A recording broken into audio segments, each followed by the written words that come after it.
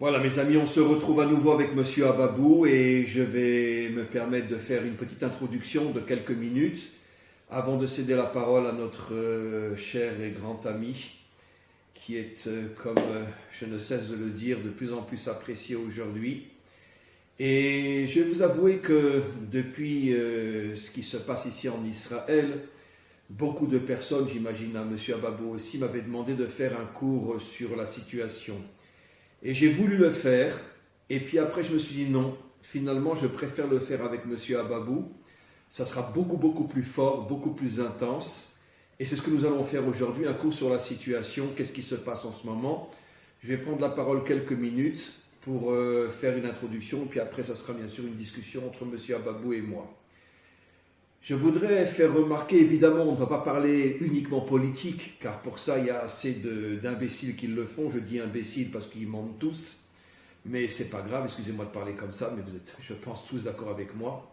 Qui c'est qui aujourd'hui parle sur le plan de l'actualité de la politique sans être un véritable menteur, surtout dans les médias étrangers, comme on va le voir. Mais on va essayer de comprendre la racine profonde des choses. Et je rentre tout de suite dans le sujet. Quelque chose d'absolument incroyable s'est passé.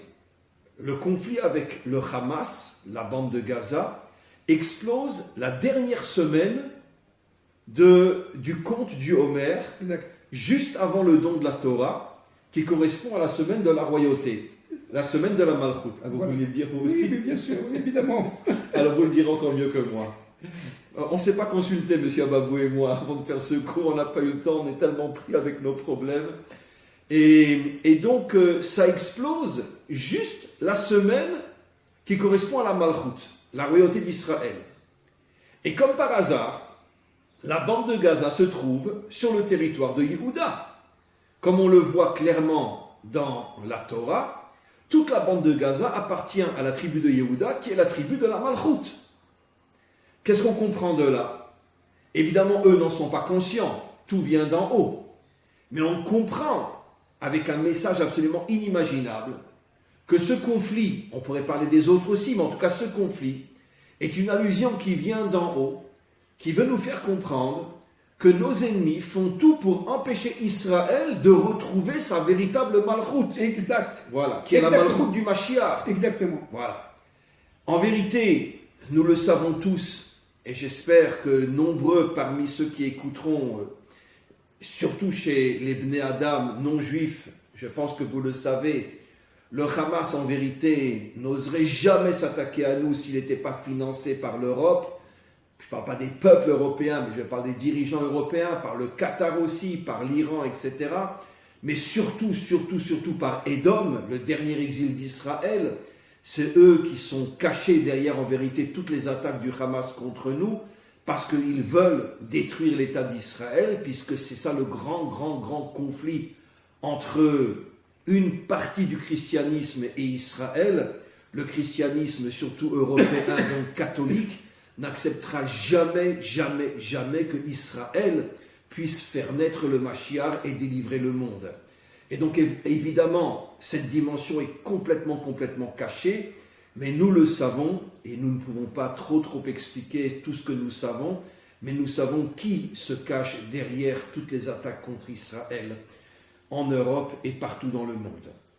Alors je voudrais juste rajouter, avant de passer la parole à notre ami, que en vérité, la bande de Gaza, sur le plan, on pourrait dire, biblique, a été conquise, donc a été volée à la tribu de Yehuda. Exactement. Par les Philistins. Exactement. Les grands ennemis d'Israël. Exactement. Maintenant, il y a quelque chose d'absolument extraordinaire. Déjà, depuis des millénaires, nos maîtres nous expliquent que les Philistins, en vérité, étaient des bâtards. Exact. Ça veut dire qu'ils viennent d'Égypte, et en vérité, il y a eu énormément, puisque l'Égypte était un pays complètement débauché, énormément d'adultères, sont nés des centaines, des milliers d'enfants bâtards. Un jour, les Égyptiens, en vérité, pour garder la belle vitrine, en ont eu marre, ont rassemblé tous ces bâtards et leur ont dit « dégagez ». Ils sont partis où? Comme l'Égypte est à quelques mètres de la frontière de Gaza, ils sont partis sur la bande de Gaza, et donc ils ont fondé une nation, mais en vérité ce sont en hébreu des mamzer. Et là, encore une ou deux phrases et je termine. Il y a un point commun énorme qu'expliquent nos maîtres entre les Philistins et Amalek. Exact, mais vous prenez tout ce que j'allais dire, Rav. C'est incroyable, vous êtes en train de... Excusez-moi. Puisque Amalek, comme on le sait, est un double bâtard. Exact. Bâtard adultère, bâtard inceste. Bien sûr. Et nos maîtres nous disent que seul le Mashiach arrivera à détruire Amalek. C'est ça. Et nos maîtres rajoutent dans le Zohar que seul le Mashiach arrivera à vaincre les Philistins. Exactement. Ce qui veut dire que le point commun, en vérité, les Philistins, c'est le Amalek de la terre d'Israël. Exactement. Et c'est pour ça qu'ils sont des bâtards eux aussi. Exactement. Et c'est pour ça qu'ils s'attaquent à la royauté d'Israël pour empêcher la venue du Mashiach. C'est ça. Allez-y, cher. C'est exactement ça. Mais vous le direz mieux que moi. Bon, alors allez-y. écoutez, d'abord, un point, il faut comprendre quelque chose de très important. Ce qui est le moteur du serpent de Bereshit, primordial, c'est Amalek. Amalek, c'est une force extrêmement incontournable, extrêmement puissante, qui s'auto-entretient et qui, à la limite, perd tout contrôle. Le but, c'est de séparer le nom de Dieu en deux, Yud et Vav et. Séparer complètement de manière à ce que... laisser Dieu en haut, mais qui ne se dévoile pas exactement. C'est-à-dire que le dévoilement de Dieu dans sa malchoute, ça veut dire dans sa royauté, que le Mashiach ben David doit annoncer et préparer, eh bien, non seulement ils sont contre, mais ils veulent détruire ce mécanisme depuis le début jusqu'à la fin. Qu'est-ce que c'est que les Philistins? Ce sont des Cananéens des Cananéens. Ce sont des êtres qui sont quelque part au niveau de la morale, au niveau de la source, absolument odieuse. C'est-à-dire que véritablement, ils sont même à l'égard de leur propre peuple. Oui, des assassins. C'est ça. Il y a des milliers de gens de Gaza qui sont dans les prisons, qui sont torturés à mort, les femmes violées, etc. Mais ça, on ne le dira jamais aux nations. Mais nous le savons. Bien entendu. Alors donc, ce qu'il faut comprendre, le point très important, c'est que lorsque Israël revient sur sa terre, c'est en fin de compte Adam Arishon qui se reforme sur la terre d'Israël. En tant que nation. En tant que nation. Alors, dans le mot Adam, vous avez le Aleph, je parle en hébreu, excusez-moi, le Dalet et le même, Adam. Or, tout le problème, c'est de séparer le Aleph du Dam. Ils veulent absolument séparer. Mais en faisant ça, qu'est-ce qu'ils font? Ils font le sang. Expliquez. En séparant le Aleph du Dam, ça fait, il reste sang. Il reste sang. Ils veulent faire couler le sang de Adam. Exactement. Et ça, c'est dans le Zohar, n'est-ce pas? Ils vont faire couler le sang de Adam de manière à ce qu'il jamais, au grand jamais, il n'y a la révélation. Le Aleph qui représente la lettre de l'unité. Bien sûr. Ils font tout pour qu'il y ait la désunion intérieure du peuple juif. Exactement. Pour que, justement, il n'y ait pas Adam, mais qu'il n'y ait que le sang qui coule. C'est exactement ça. Alors, évidemment, pour cela, alors on va reprendre exactement ce qui s'est passé. Vous avez des forces qui sont des forces horribles, qui sont des forces extrêmement rusées, comme les forces de Balaam et Balak. Les deux, si vous prenez les deux lettres de la fin, et des deux noms, ça fait Amalek, mais ça fait aussi Bilboul par les deux lettres du début. Ça veut dire Bilboul Amalek, c'est-à-dire que lorsque le monde arrive à un état de mélange nimrodien avec les forces de Nimrod qui reviennent dans ce monde-là, alors à partir de ce moment-là... Nimrod, c'est l'Occident. Nimrod, c'est l'Occident. Alors aujourd'hui, ce qu'on vit aujourd'hui, le grand mélange aujourd'hui, arrive à point nommé avec ce qu'on appelle le Hamas. Alors qu'est-ce que c'est que le Hamas? En un mot, c'est un état d'impureté. En hébreu, le mot Hamas veut dire vol. Oui, bien sûr. Ce sont des voleurs. Oui, on va y venir. Alors, le Hamas arrive à un niveau d'impureté, d'obscurité dans le monde tel que Dieu dit d'aille, arrêtez. Qu'est-ce qui se passe? Alors, je vous explique. Je vais reprendre un peu rapidement ici dans mon tableau de la semaine d'il y a quelques jours dont j'ai expliqué. Tout le problème, c'est que véritablement, nous sommes dans le monde de l'obscurité. Et plus on tombe, plus l'humanité, plus l'universel tombe dans l'immoralité, et notamment l'immoralité sexuelle et tout le reste, la ruse, etc., notamment le vol, eh bien, à partir de ce moment-là, lorsqu'il atteint un certain niveau d'impureté, sort le Hamas. C'est-à-dire que le Hamas, c'est quoi? C'est le serpent de l'histoire, exactement. C'est la représentation de ce qui se passe dans le monde. Pourquoi? Parce que, alors maintenant, je vais vous expliquer un peu plus profondément, Rav. J'espère qu'on va me comprendre. Parce que la terre de Gaza est une terre figée, qui s'est figée. Ça fait partie certainement de la terre d'Israël. Potentiellement, elle sera réunie à la terre d'Israël, mais elle s'est figée. Pourquoi? Comme une femme qui attend son époux. Elle attend que Israël revienne chez elle pour donner des fruits. Regardez, avec la malchoute. Avec la malchoute. Regardez le coup. D'ailleurs, excusez-moi de vous interrompre, pendant toute l'histoire, même David et même son fils Shlomo ne sont jamais arrivés à reconquérir la bande de Gaza. Parce que ce n'était pas le temps. Voilà. Parce que, écoutez, lorsqu'on est sorti d'Égypte, les Hébreux sont sortis d'Égypte, il était question de passer par le territoire de Gaza, c'est beaucoup plus rapide. Dieu a dit à Moshe, mais attends, c'est pas le temps, tu vas pas brouiller les cartes, il faut attendre la fin de l'histoire. C'est toute une dynamique de l'histoire. Il faut d'abord que l'humanité, si vous voulez, elle tombe au niveau de l'impureté, à un tel niveau que le Hamas sort, le Hamas étant évidemment, vous l'avez dit, le serpent de Bereshit, eh bien ce serpent de Bereshit, il faut l'écraser, écraser la tête. Mais comment écraser la tête? C'est pas difficile, pas seulement par les armes, mais surtout,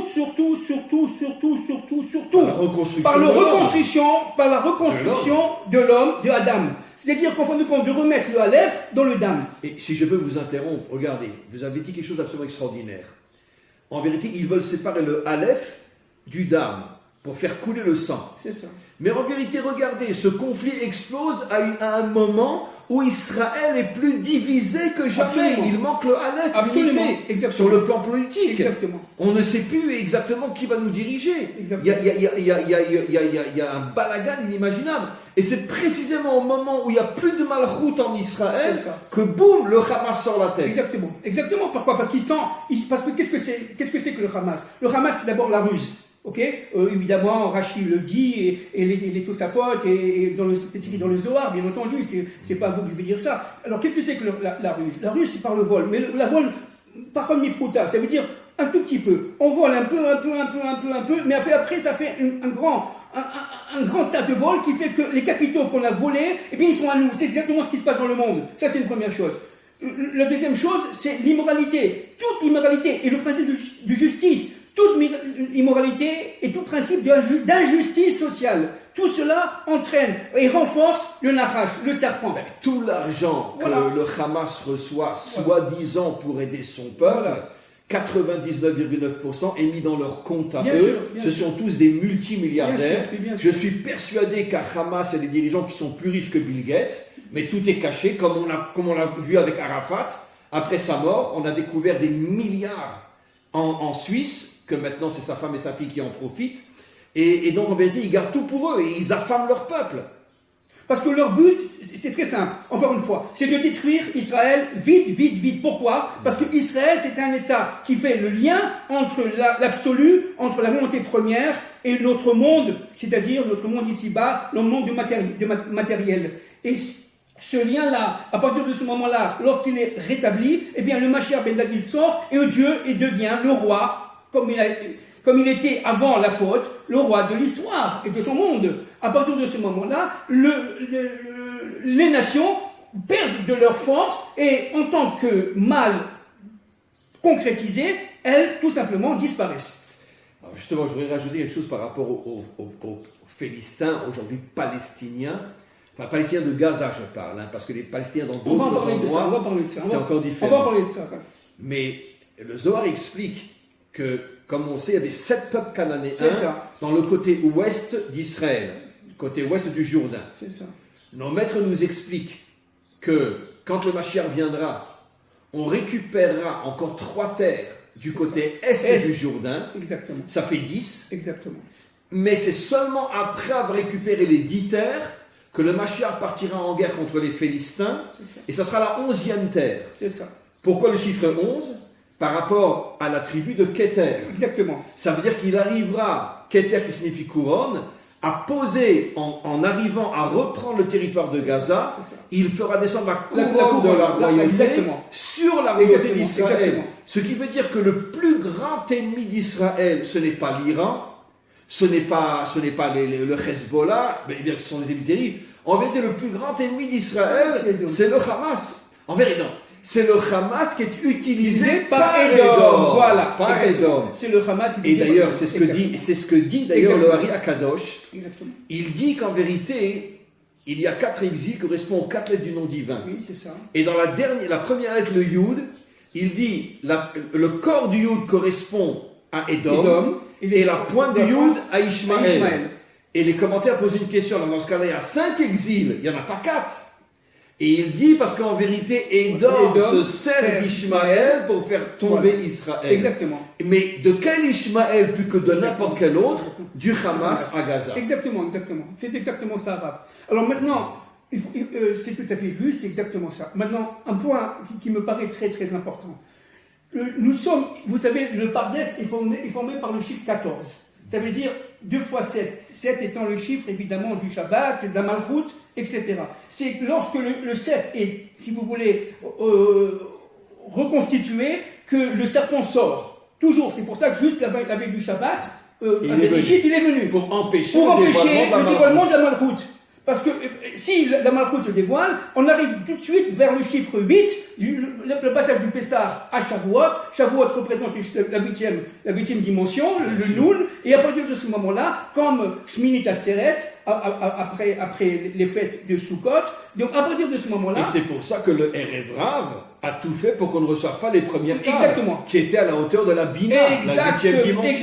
Exactement. Et on parlera des premières tables de loi très profondément, Bezrat Hashem, si Dieu veut, après Rav, parce que ça c'est énorme ce qui se passe. Alors comprenez, donc si vous voulez, qu'est-ce qui se passe? Vous avez le 7 d'en bas et le 7 d'en haut. Vous voyez, le 7 d'en bas, c'est-à-dire la montagne inversée. Comme j'ai dit l'autre fois, vous avez ici le mont Sinaï droit et le mont Sinaï inversé. Vous voyez, c'est comme une pyramide. Ça fait appel à quoi? Regardez, le Hamas a construit, comme par hasard, le métro, les labyrinthes. Mais ce sont les labyrinthes de la pyramide d'Égypte.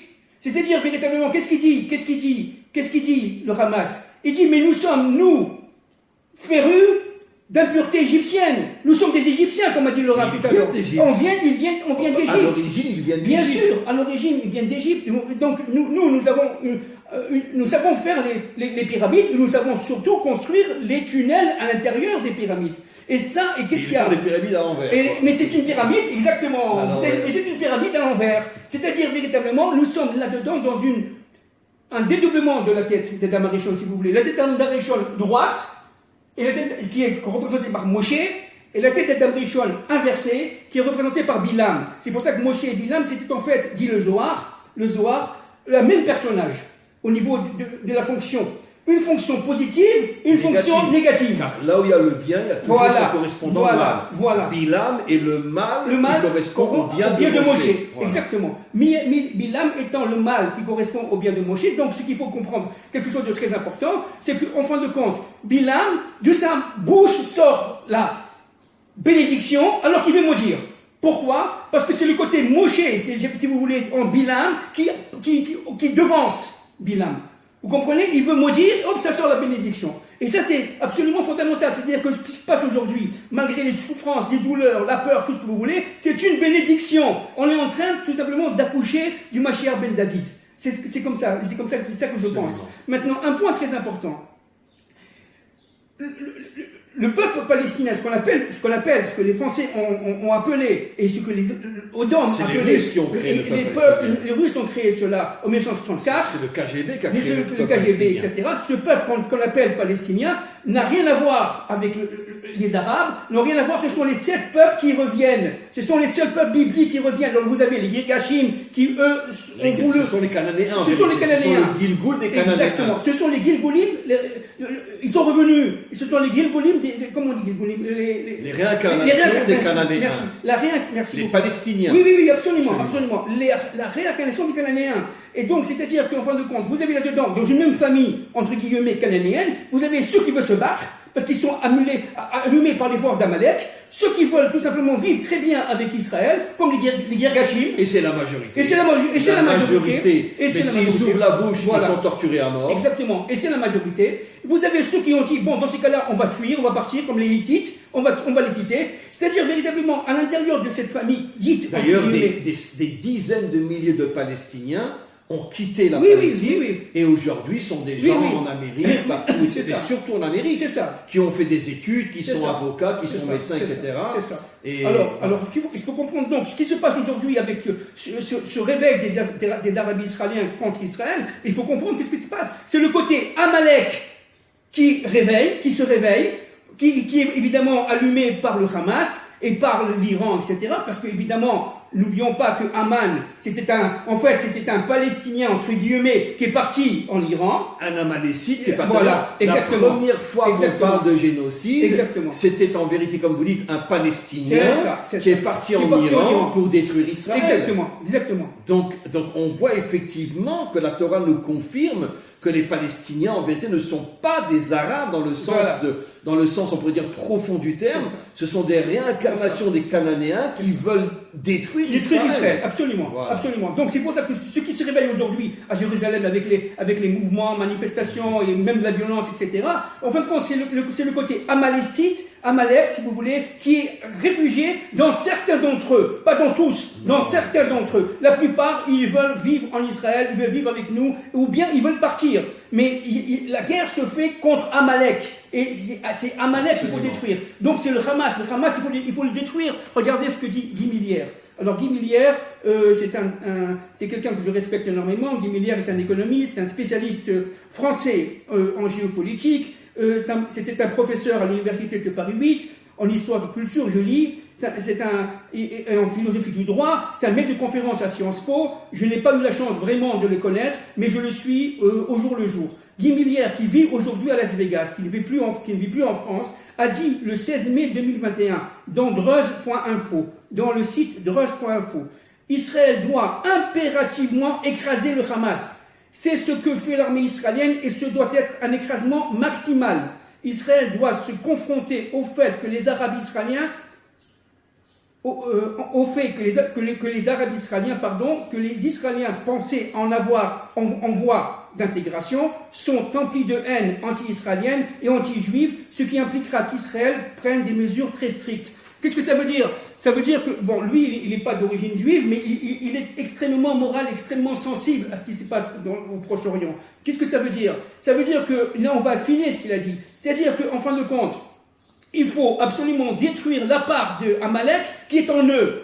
C'est-à-dire tous les gens qui sont prêts à prendre des armes, il faut les détruire parce que tout simplement, ils veulent séparer le Aleph du Dam. Ils veulent empêcher que le Adam se reconstitue à l'universel. Et comme Israël, c'est le microcosme de Adam Arishon, c'est le microcosme de l'homme avant la faute, eh bien, il faut absolument éviter que cet homme, avant la faute, revienne avec sa femme, évidemment Chava, de manière à faire le couple idéal. Qui sera le couple du Mashiach. D'ailleurs, une chose absolument extraordinaire, Amalek s'est réincarné 2 fois.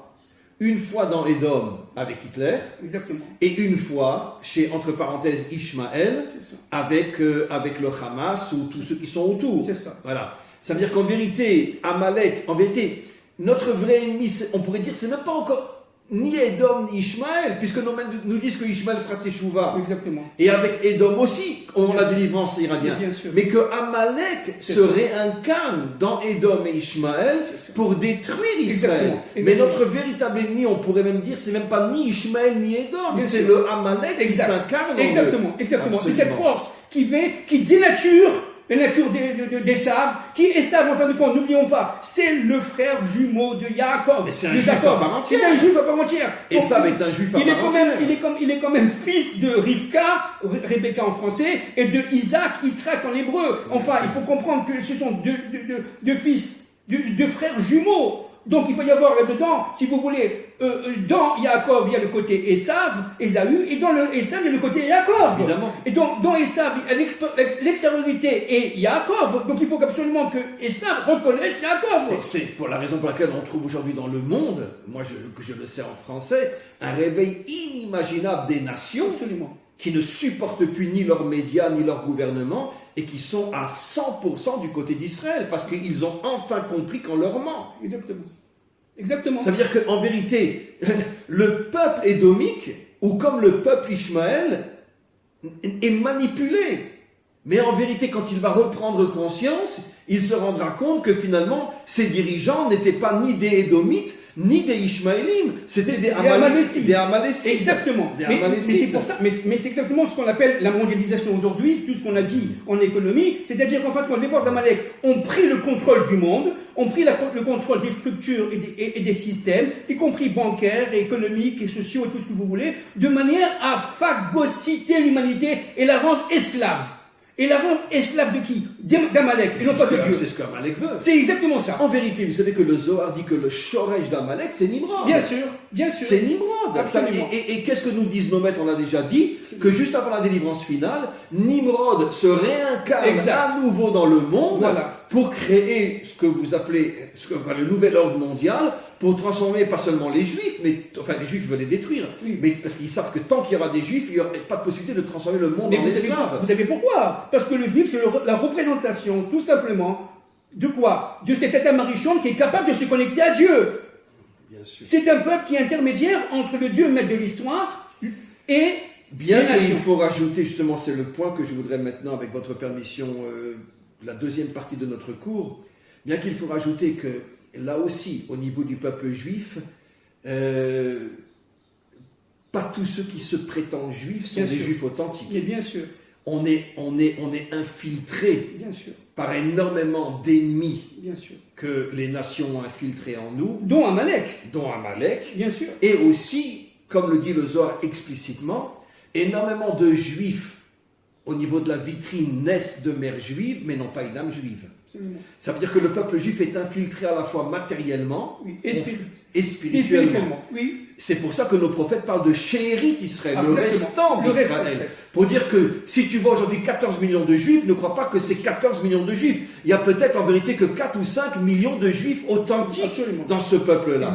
Qu'on appelle Shérit Israël, les restants d'Israël. Et parmi eux, vous avez les combattants. Les combattants qui, eux, sont prêts à prendre, entre guillemets, les armes de la parole, mais aussi les armes de l'armée militaire pour pouvoir détruire Amalek. Alors justement, sur ce point-là, regardez, c'est un point très délicat, très sensible. Je fais une introduction et je vous cède la parole. D'abord, je voudrais dire à tous ceux qui nous écoutent parmi le monde Bnei Adam que je n'ai pas besoin de vous rappeler que vos médias vous mentent d'une manière inimaginable. Je n'arrive même pas à parler, je n'arrive pas à le dire parce que je n'arrive pas à retenir ma colère. Non. Les mensonges des médias en France et dans toute l'Europe, j'oserais dire que c'est un crime de la hauteur de Hitler. C'est un crime de la hauteur de... On assassine véritablement Israël en l'accusant de choses qui n'existent pas. J'écoutais la radio ce matin, j'étais dans la voiture, je me rendais quelque part, et a parlé un général de l'armée, et le journaliste israélien, bien sûr, lui posait la question, donc alors, etc. Bon, on en arrive au fait que le général dit, et évidemment nous on sait que c'est vrai, que l'armée israélienne, bon, il y a des fois des accidents, mais fait tout pour ne pas toucher les civils. Jusqu'à risquer ses hommes. Jusqu'à risquer ses propres hommes. Absolument. Pour ne pas toucher les civils, il ne touche que les représentants du Hamas. Absolument. Voilà. Il y a eu des accidents pour Vécham, mais très peu. Très peu. Lui-même a rajouté, et ça je voudrais vraiment que vous l'entendiez mes amis, imaginez-vous que ce qui nous arrive à nous, même le centième de ce qui nous arrive à nous, se passait en France, se passait en Allemagne, se passait dans n'importe quel pays du monde. Quelle serait la réaction? En Russie. En 2 jours, il n'y a plus rien de la bande de Gaza. Il n'y a plus rien. Éliminé, mort, fini, hommes, femmes, enfants, nourrissons. Et qu'il y en ait un qui ose me dire le contraire.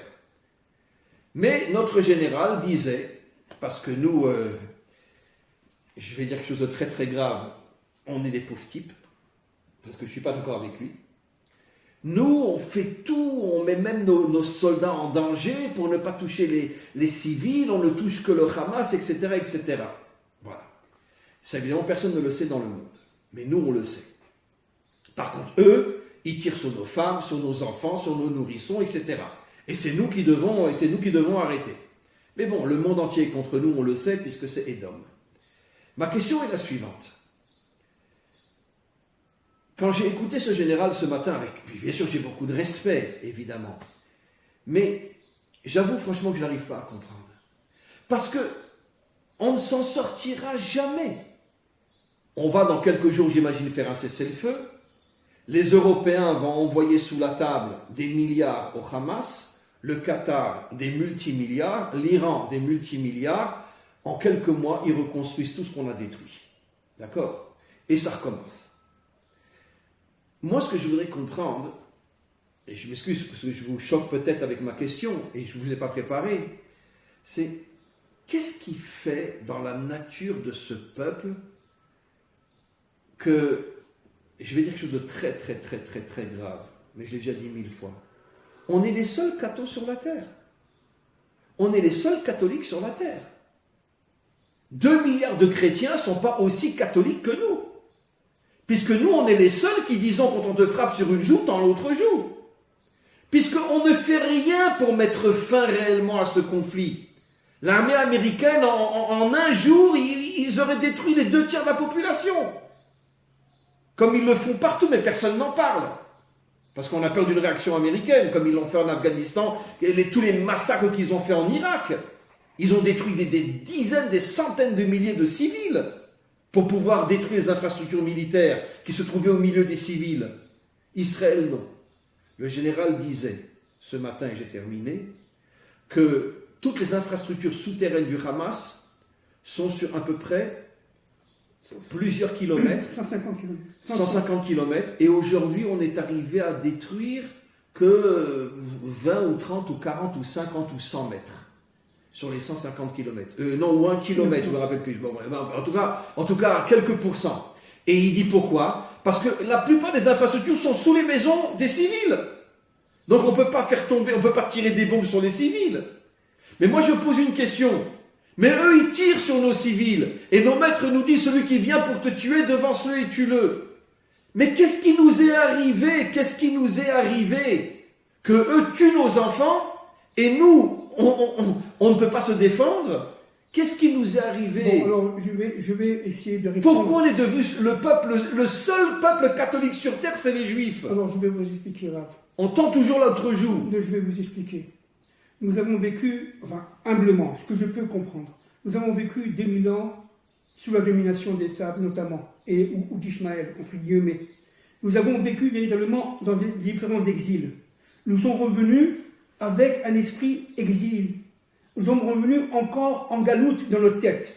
Mon maître Manitou, Zichrono Tzadik Libracha, le Rav Léon Ashkenazi, nous disait tout le problème d'Israël, c'est la galoute qu'il a, non pas sur la terre de France ou sur la terre de Suisse ou la terre d'Amérique, mais en lui. En lui. Maintenant, tout le problème. Ça veut dire que le galoute a changé notre ADN. Exactement. On est devenus des têtes baissées. Voilà, alors c'est pour ça maintenant, tout le problème, et c'est pour ça que Akadosh Baruch Hu intervient maintenant dans l'histoire avec fracas, en nous disant maintenant, attention, vous n'êtes plus juifs, vous êtes des Hébreux. Qu'est-ce que c'est qu'un Hébreu? Un Hébreu, c'est quelqu'un comme Abraham Avinu, qui est capable de se battre contre les 4 rois, avec son aide Eliezer.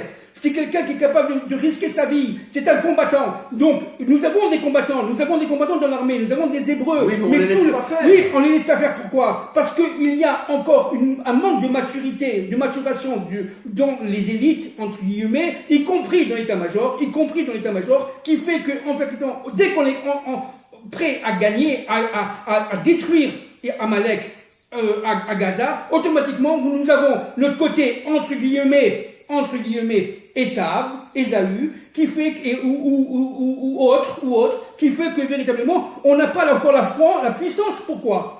De combat. Pourquoi? Parce qu'on n'a pas fait encore l'union entre notre intériorité et notre extériorité, Rav. On n'est pas encore tout à fait. Alors on va y arriver. On va y arriver avec le Mashiach ben David. Le Mashiach ben David, c'est un combattant. C'est lui qui va réveiller en Israël les forces qui sont enfuies en lui, qui vont lui permettre de devenir un lion. C'est ça le lion de Judée. La Torah nous dit tu dois détruire Amalek mais bien sûr, rien laisser. Absolument. Mais et pourtant c'est Dieu qui parle. Ça se fera. Et ça mais comment on va se guérir de cette maladie galoutique qui nous tue? Moi, je crois, j'affirme que la maladie galoutique est pire que tous nos ennemis. Oui, parce que, encore une fois, nous sommes en devenir un peuple tout à fait, disons, nouveau. Nous sommes un peuple qui revient sur la terre, avec une terre qui est, si vous voulez, prête à nous faire transmuter. Cette terre d'Israël, elle est prête à nous rendre hébreux, à nous rendre véritablement tels qu'en nous-mêmes. Mais pour cela, il faut sortir d'Égypte. Mais pour sortir d'Égypte, il faut arrêter d'être en Égypte. Donc il faut absolument sortir de notre propre exil. Et notre propre exil, il est en nous. Et c'est pour ça que... Il n'y a pas plus galoutique que nos dirigeants. Mais bien sûr. Alors, Ils sont toujours en train de voir qu'est-ce que vont dire les Américains, qu'est-ce que vont dire les Français, c'est qu'est-ce tout que le vont dire problème. les Belges. C'est tout le problème. Alors, c'est pour ça que Akadosh Baruch Hu, il intervient. Et si ça n'est pas fait cette fois-ci, ça sera très bientôt. Peut-être que Akadosh Baruch Hu va allumer le Hezbollah dans le nord. Peut-être qu'il va y avoir une guerre sûrement d'ailleurs, entre l'Occident et l'Iran. Et c'est écrit dans les prophètes. Et donc, on n'a pas tout à fait le plan exact, parce que nous, tout simplement, nous ne sommes pas Dieu. Ça, c'est dans le traité Avodah Zarah, le premier daf, première page, il est dit que Édom va s'allier à la Perse et l'Iran pour attaquer Israël. D'accord. C'est ce que Biden est en train de faire. Oui, absolument. C'est ce que font aujourd'hui les démocrates. Ils sont en train, avec le sourire et genre, on va protéger Israël en cachette. Ils sont en train de refinancer. Pardon. C'est pour ça qu'il nous laisse en guerre. Voilà. Biden dit non, vous pouvez attaquer le Hamas.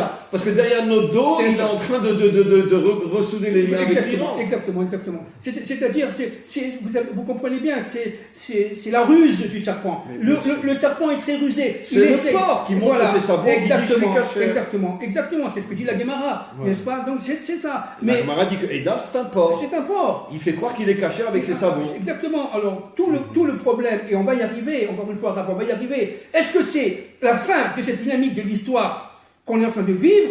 Oui ou non? Si c'est oui, alors automatiquement devront s'allumer les conflits dans le nord, devront s'allumer le conflit avec l'Iran, et donc devront s'allumer la guerre de Gog et Magog. La dernière partie, parce que la guerre de Gog et Magog, c'est en fin de compte, elle a commencé depuis 14-18, entre parenthèses. C'est 14-18, la guerre de Magog. 14-18, d'accord? Le Rabbi Lubavitch l'avait dit. Ah bon? Que la première guerre mondiale, c'est le début de la guerre de Gog et Magog. Exactement, je ne savais pas. Voilà, la première guerre mondiale, c'est le début de la guerre de Gog et Magog, elle a un début, un milieu, malheureusement, c'est la seconde guerre mondiale avec la Shoah et tout le reste, parce qu'il n'y a pas que la Shoah des Juifs, et aussi les Tziganes, etc. Mais aussi, vous avez le troisième point, qui aujourd'hui, c'est la dernière phase de cette guerre de Gog et Magog, qui va se terminer véritablement avec un fracas incroyable dans le monde entier, parce que c'est le monde entier qui doit sortir d'Égypte. Vous comprenez, c'est pas seulement Israël. Alors pourquoi on n'est pas sorti d'Égypte? Maintenant, je vous explique. Parce que, tout simplement, nous sommes le microcosme de l'universel qui n'est pas encore sorti d'Égypte. Donc, pour sortir d'Égypte nous-mêmes, il faut qu'on accompagne l'universel qui, lorsqu'il sortira d'Égypte, on sortira d'Égypte, et réciproquement. C'est parce que, tout simplement, on est le microcosme du monde, on est le microcosme de l'universel, Rav.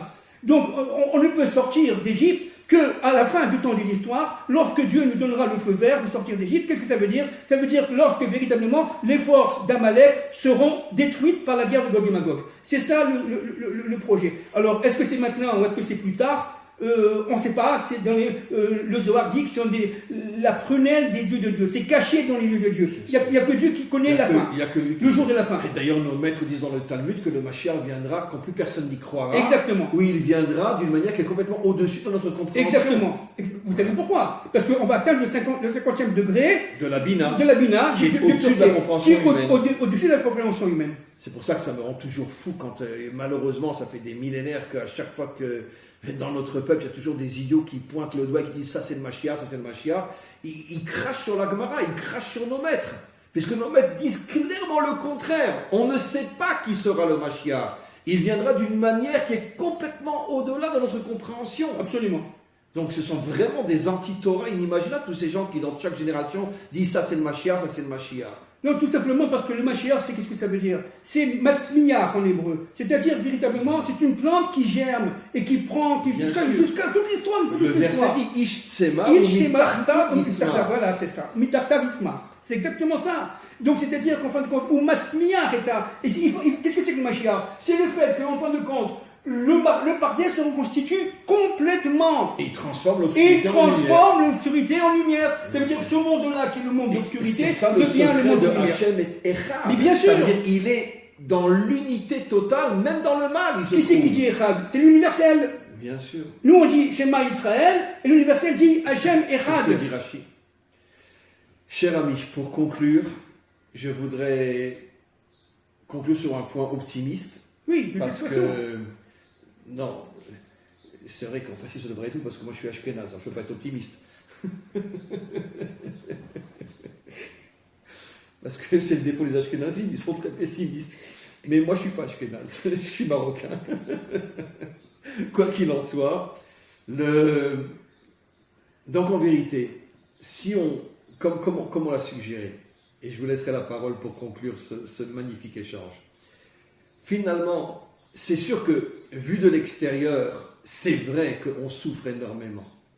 On a des enfants qui sont morts, on a de nombreux blessés, des adultes qui sont morts. Il y a eu dans les manifestations... N'oubliez pas, Rav, excusez-moi de vous interrompre, les 45 qui sont morts juste avant.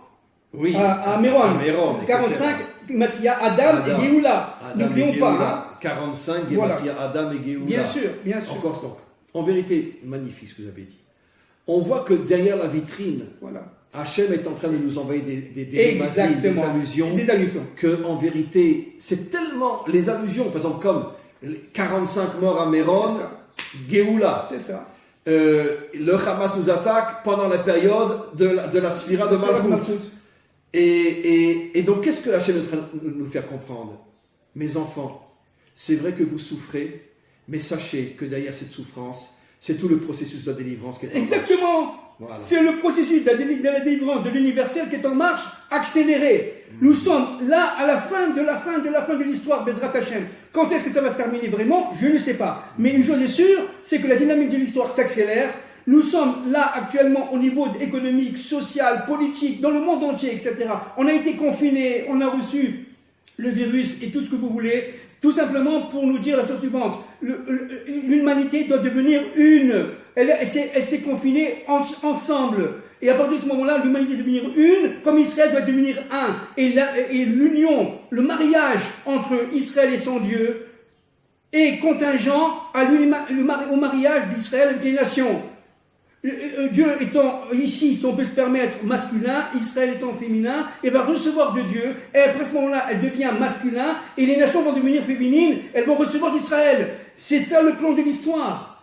Donc nous sommes ici maintenant dans un mécanisme extrêmement optimiste. Je rajoute pour ne pas mal comprendre, comme j'ai expliqué dans de nombreux cours, que la féminité dans son essence est parfois au-dessus de la dimension masculine. Absolument. Ce qui veut dire qu'il y a des qualités dans les nations que même Israël n'a pas. Absolument. Absolument. Mais attendez, excusez-moi, Rav, qui c'est qui va faire la Géoula Shelema? Ce sont les forces d'Esther.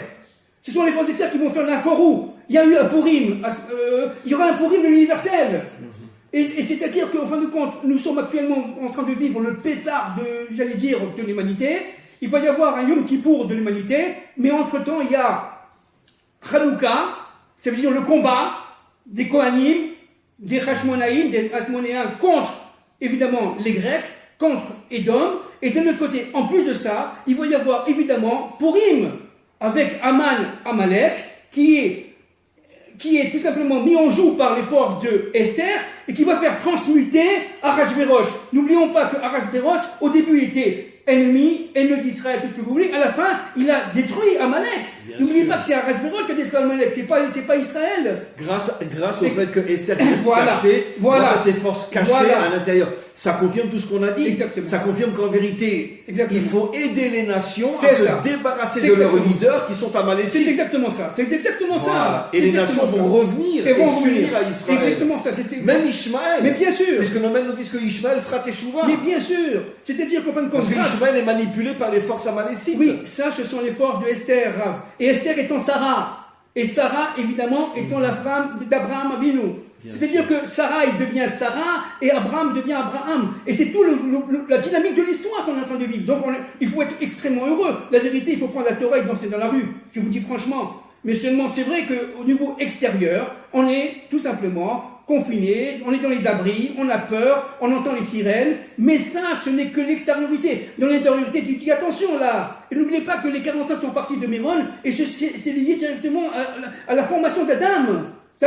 Et Amalek qui veut séparer le Aleph du Dam n'arrivera pas. C'est parce qu'on est carrément arrivé au temps de la mort d'Amalek. On est arrivé au temps de la mort d'Amalek.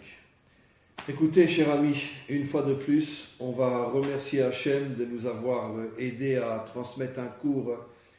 Je le remercie une deuxième fois. Heureusement que je n'ai pas fait ce cours seul et que j'ai attendu qu'on puisse se rencontrer parce que... On n'a rien préparé. Je sais qu'on n'a rien préparé, mais c'est Hachem qui nous prépare. Et cher ami, vraiment, merci. Et je mets ce cours demain. je le mets sur le site. Aujourd'hui, j'en ai un autre à mettre, mais demain, je mets ce cours sur le site et je le laisserai jusqu'à dimanche soir pour que vraiment des milliers de personnes puissent l'écouter. Non, vous ne laissez pas après, pour après aussi. Oui, mais j'en mets pas un autre jusqu'à dimanche soir. Il sera jeudi, vendredi, pour les Bnei Adam, Shabbat aussi, et dimanche. Je vais laisser 4 jours sans autre cours, de manière à ce que des milliers et des milliers de personnes puissent le voir, et parce que c'est vraiment un cours extraordinaire, et on terminerait une fois de plus sur cette Oda'a, sur ce remerciement. Hachem, nous sommes convaincus que toutes ces épreuves sont en vérité uniquement l'habit de la délivrance finale. Nous te remercions, Hachem, d'amener ton peuple et l'humanité tout entière à la délivrance finale. C'est un acte d'amour, c'est un acte d'amour. Ça paraît incroyable, mais c'est un acte d'amour. Akadosh Baruch Hu, il aime Israël, et à travers Israël, il aime l'humanité. C'est donc un acte d'amour, c'est un mariage qui est en train de se faire. Il veut libérer l'humanité tout entière de Amalek, qui domine le monde depuis des millénaires. Exactement, il veut dominer, il veut détruire le mal dans l'histoire. Bien sûr. Et le mal est concrétisé par ce moteur du serpent qui s'appelle Amalek. Voilà. Merci beaucoup, et on se retrouve la semaine prochaine. Bezrat Hashem, si Dieu veut. Merci beaucoup.